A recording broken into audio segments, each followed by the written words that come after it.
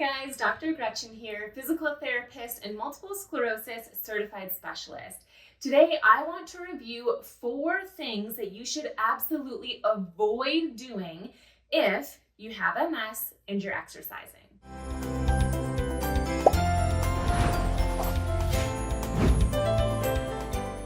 Thanks for tuning in today. I love creating videos like this because there's so many things that you can do at home to help you manage your MS symptoms and champion your life with MS. These 4 things that you should avoid are really easy things that you can start doing right now to start getting more out of your exercise routine. Number 1 is avoid exercising 7 days a week. Now, if you don't exercise 7 days a week currently, that's great. Please don't feel like you should be exercising 7 days a week. But if you are exercising 7 days a week, you definitely want to stop doing that right away. Our bodies need space and time and rest in order to grow. Research shows that our muscles grow and we gain muscle and tone and neural pathways when we are resting. It's important to exercise, but if you don't give your body that rest, it won't grow as much as it should. Research shows that when you have MS, it is best to exercise 5 to 6 days a week, but not 7.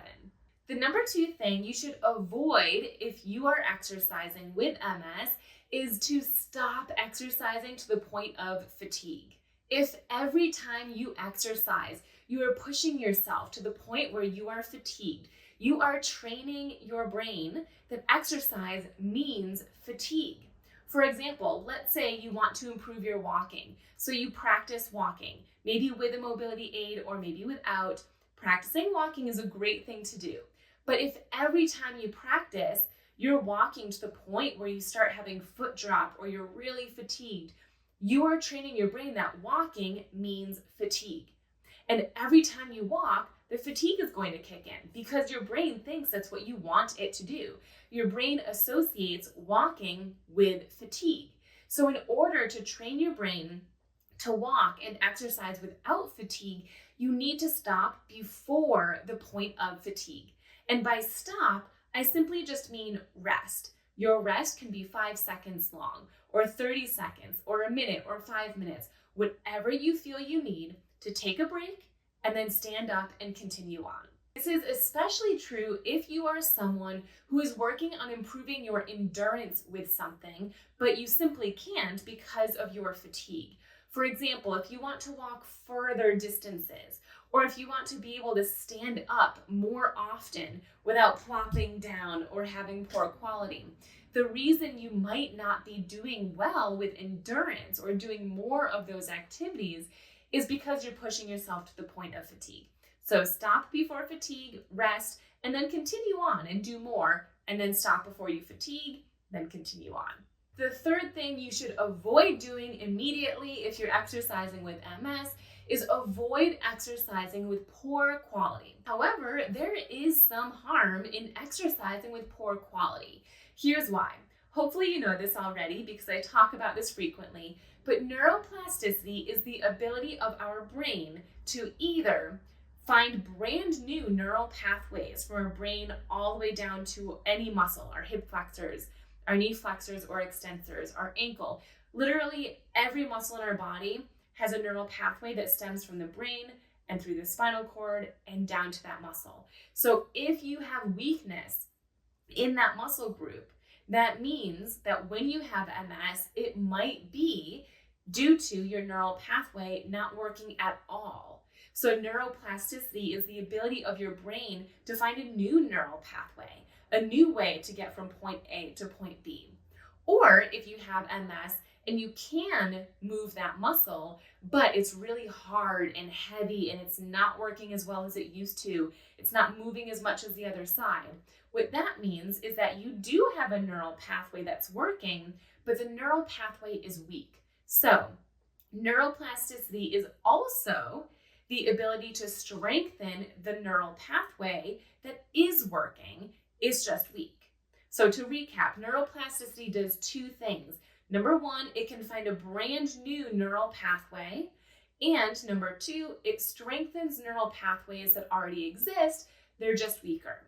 However, and this is really, really important, The way that your brain and body knows which neural pathways to strengthen or which new neural pathways to find is by whichever movements you are physically repeating over and over and over again. So if you are practicing a movement with poor quality over and over and over again, your brain thinks that's right. Our brain thinks that whatever we are doing more of is correct, and it's going to create and strengthen neural pathways for those movements that you're doing over and over again. So if you have poor quality and you keep doing that over and over again, you are running the risk of creating poor neural pathways. And the danger in that, when you're using it to strengthen your leg muscles, is that if you have poor quality and maybe your knee's going out or your foot's coming in, that can sometimes result in falls and making you trip. So number 3 thing to avoid is exercising with poor quality. Try your best to have your best quality. The 4th and final thing that you should avoid if you have MS and are exercising is only doing traditional exercises. And this is especially important if you are someone that has goals of improving a specific function. If you are looking to improve a function, which is just a fancy word for any day-to-day activity like walking, climbing your stairs, getting in and out of a car, standing up from the floor, sitting down without plopping, things like this. If you're looking to improve a function, you must do functional exercise.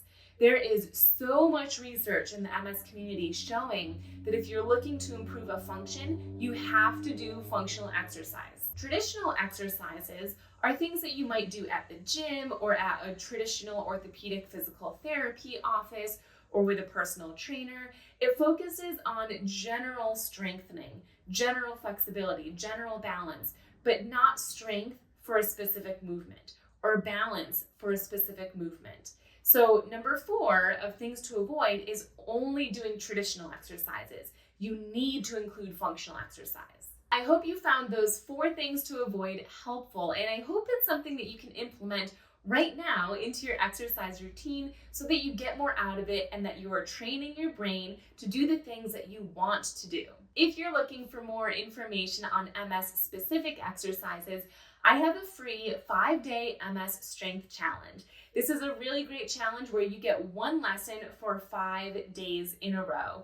We review things like neuroplasticity, functional exercise, exercises to help with walking, and how to stay on track and consistent with your exercises. Because, as we all know, if you don't stay consistent, you won't get results. So it's really important to have some strategies and tools up your sleeve to help you out. If you're interested in participating in my free 5-day MS Strength program, check out the caption below and I will include a link for you to sign up.